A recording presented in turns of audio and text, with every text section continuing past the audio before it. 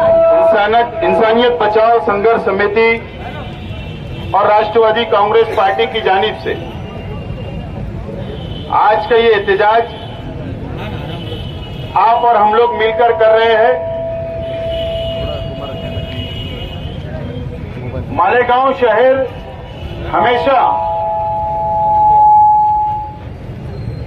दुनिया में या हमारे मुल्क में जहां भी अगर जुल्म होता है तो जुल्म के खिलाफ आवाज उठाता है और ये शहर की परंपरा रही है।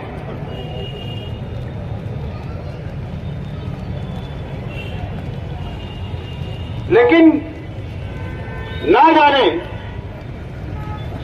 कई दिनों से इजराइल गजा पट्टी के ऊपर बमबारी कर रहा है,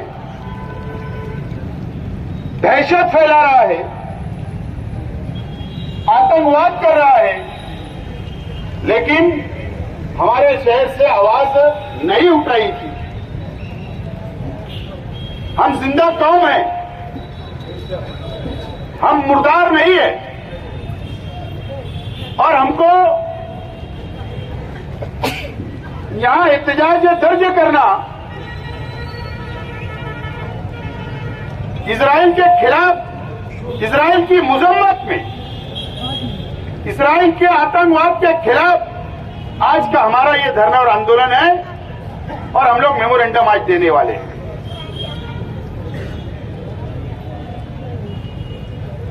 टीवी चैनल के ऊपर या प्रिंट मीडिया या सोशल मीडिया के ऊपर दो बातें सामने आ रही है। हमारे देश के जो सरकार है, भारत सरकार, हमारे पंतप्रधान जी ने कोई ट्वीट किया, बाद में विदेश मंत्रालय ने उसकी सफाई भी दी। शायद उनको याद आया कि पंडित जवाहरलाल नेहरू के समय से इंदिरा गांधी, राजीव गांधी और यहां तक कि अटल बिहारी वाजपेयी जी जो भारतीय जनता पार्टी के पंतप्रधान रहे और डॉक्टर मनमोहन सिंह तक भारत सरकार और हिंदुस्तान हमेशा फिलिस्तीन की आवाम के हक में और गजा पट्टी फिलिस्तीनियों का हक है, इसके लिए हमेशा हमारी पॉलिसी रही है। हम सिर्फ हमारी भारत सरकार को ये याद दिलाना चाहते हैं कि देश की विदेश नीति बदल गई क्या?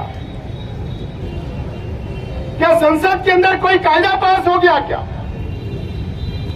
अगर हुआ है तो देश की आवाम के सामने वैसी बात आप रखो, और अगर नहीं हुआ है तो भारत सरकार से हमारी गुजारिश है, भारत सरकार से हमारी विनती है कि फिलिस्तीन आवाम के साथ, फिलिस्तीनियों के साथ आपको खड़े रहना है। यह हमारी गुजारिश है।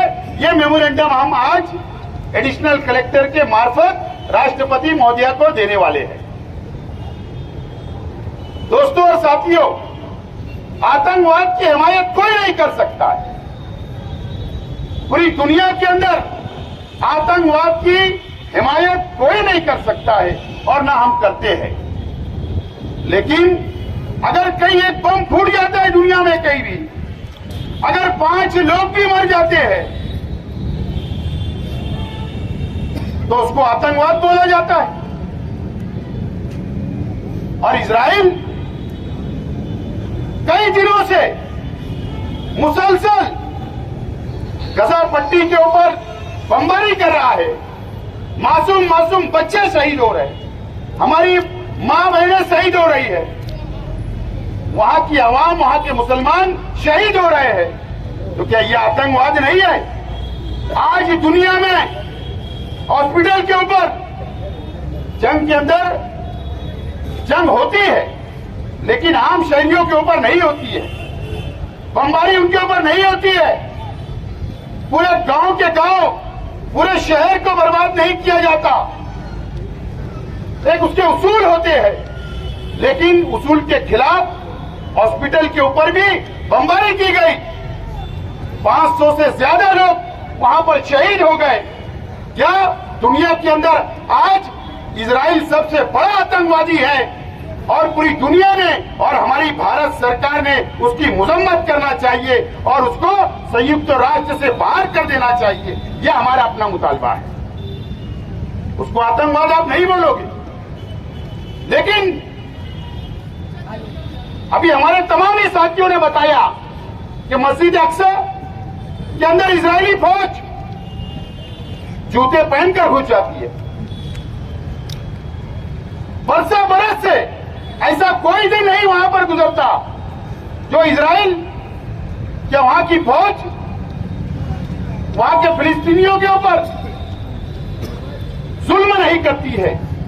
लेकिन अब तो हद हो गई, कोई बोलने वाला नहीं है, आवाज नहीं उठाई जा रही है। हमारी मुस्लिम कंट्रीज इतनी इस दुनिया के अंदर है, आज वो भी एक प्लेटफार्मों पर नहीं आ रही। ये अफसोस आज हमको है।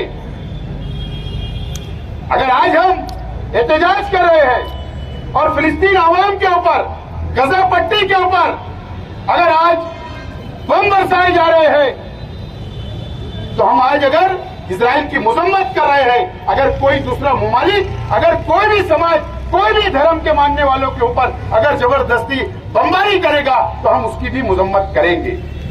ये इंसानियत की बात है, कोई समाज, कोई धर्म की बात नहीं है। ये इंसानियत बचाने के लिए,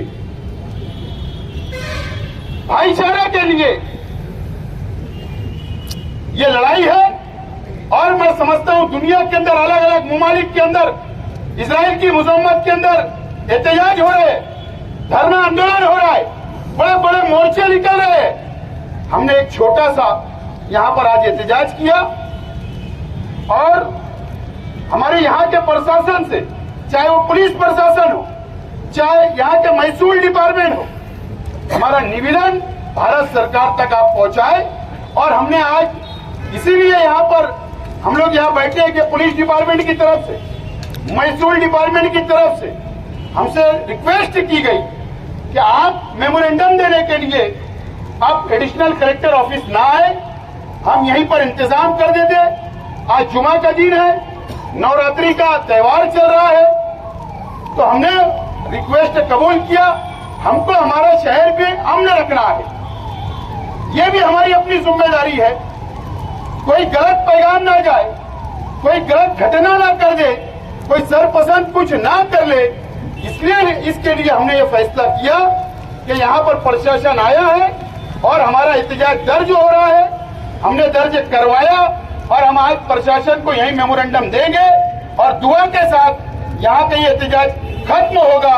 लेकिन इंसानियत के लिए और इजराइल के जुल्म के खिलाफ, इजराइल की मजम्मत में, इजराइल सबसे बड़ा आतंकवादी है, उसके लिए जरूरत पड़ने पर अगर बमबारी नहीं रोकी गई, अगर संयुक्त राष्ट्र के अंदर भी आवाज नहीं उठी और अगर बमबारी को नहीं रोका गया, तो जरूरत पड़ने पर इंसानियत बचाओ संघर्ष समिति के बैनर पर एक बड़ा मोर्चा, ये आंदोलन करने से भी हम नहीं चुकेंगे। यही प्रशासन को हम लोग बोलना चाहते हैं। हमारी बात भारत सरकार तक आप पहुंचाएंगे, ये हमको अपेक्षा है। बहुत बहुत शुक्रिया। खुदा हाफिज। पहले दुआ होगी, फिर मेमोरेंडम। तो क्या हम भी दहशतगर्द थे? क्या हम भी आतंकवाद थे? आज ये दुनिया ऐसी है कि आपको आपका हक कोई तश्त में ला करके सजा करके नहीं देगा, आपको अपना हक छीन करके लेना होगा। जिंदा रहना है तो हर सांस हुकूमत से ना मांग, असल मुंसिफ है खुदा रहम अदालत से ना मांग। जिंदगी भीख अगर है तो ना मिलना बेहतर, और हक अगर है तो फिर इतनी शराफत से ना मांग। आज फलस्तीनी अपना हक मांग रहे हैं, बैतुल मुकद्दस को बचाने के लिए आज अपने बच्चों की जानों को कुर्बान कर रहे हैं, और ये सिलसिला माजी में अरसे दराज से चलता आ रहा है। लेकिन अब की बार जो जंग हो रही है वो बहुत ही इंसानियत को दिल दहला देने वाली वीडियो सामने आती है। और मैं उन लोगों को बता देना चाहता हूँ कि ये दुनिया में सबसे ज्यादा बहादुर कौम है, वो आले अंबिया है। आज सरजमीन फलस्तीन को सरजमीन अंबिया कहा जाता है। बड़े बड़े कदावर अंबिया किराम अलैहिमुस्सलातु वस्सलाम उस जगह पर आराम फरमा रहे हैं। वो लोग मौत से डरने वाले लोग नहीं हैं। इंसान कभी मौत से नहीं डरता है। वो लोग ये बात समझ रहे हैं कि हम जाम शहादत नोश कर रहे हैं और वो अपना हक के लिए लड़ाई लड़ रहे हैं। हिंदुस्तान की खारजा पॉलिसी माजी में भी यही रही। बीजेपी के प्रधानमंत्री अटल बिहारी वाजपेयी जब थे, उनके वक्त में उन्होंने भी फलस्तीन की हिमायत और समर्थन किया था। लेकिन जाहिर बात है, अभी अनीस अजहर साहब ने बताया कि जो नशा चढ़ा है हिंदू और मुस्लिम का, जो एक जुनून चढ़ा है लाशों पर सियासत करने का, आज हिंदुस्तान के प्रधानमंत्री कहते हैं we are stand with Israel, हम इसराइल के साथ खड़े हैं। 3-4 महीने माजी से जब मणिपुर के अंदर लाशों के अंबार लग रहे थे, मणिपुर जलाया जा रहा था, काश ये जुमला उस वक्त कह दिया होता। लेकिन जाहिर बात है, अब जो नशा चढ़ा है, जो अंदर भरा है, वो बाहर आएगा। लेकिन हम डरेंगे नहीं, हम खुलेआम और सरेआम उसकी मुखालफत करेंगे और हिंदुस्तानियों को, नई जनरेशन को हिंदुस्तान की माजी की खारजा पॉलिसी बताएंगे कि माजी में खारजा पॉलिसी फलस्तीन के खिलाफ रही है। पॉलिसी, हिंदुस्तानी खारजा पॉलिसी, हिंदुस्तानी खारजा पॉलिसी, इसराइली आतंकवाद, इसराइली आतंकवाद, इसराइली आतंकवाद नहीं चलेगा, नहीं चलेगा, नहीं चलेगा। इसराइली आतंकवाद मुर्दाबाद, मुर्दाबाद मुर्दाबाद, इसराइली आतंकवाद मुर्दाबाद, मुर्दाबाद मुर्दाबाद, इसराइल की बमबारी रुकना चाहिए, रुकना चाहिए, रुकना चाहिए। RS फ्रूट कंपनी, फ्रूट की दुनिया के बेताज बादशाह अब्दुल सत्तार फ्रूट वाले। हमारे यहाँ उम्दा क्वालिटी के हर किस्म के फ्रूट दस्तयाब हैं। कुछ ऐसे भी फ्रूट जिनके नाम शायद आपने कभी ना सुना हो, लेकिन सालों से इन फ्रूट्स की जबरदस्त मार्केट बनी हुई है। जैसे सिर्फ सेब, संतरा, चीकू, मौसम्बी, केला, अनानास, आम वगैरह ही नहीं, बल्कि इनके साथ साथ मैंगो स्टील, रसबेरी, शहतूत, मलबेरी, चेरी, एवाकाडो, लीची केला, मिस्री केला, अमरफल, मिनी ऑरेंज, इंपोर्टेड अंगूर वगैरह का बड़ा खजाना। जी हाँ, मुनासिब दामों में हर किसी के लिए मुनासिब दाम, बेहतरीन क्वालिटी, बड़ा नाम, अब्दुल सत्तार फ्रूट वाले। हमारा पता उर्दू लाइब्रेरी के बिल्कुल नीचे, राम सेतु पुल, मालेगांव। दिए गए नंबरात पर कॉल करें।